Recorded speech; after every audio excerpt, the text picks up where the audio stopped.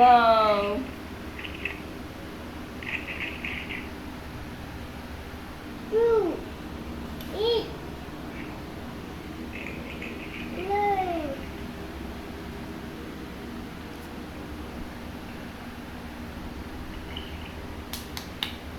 বাবান সবাইকে হাই করে দাও।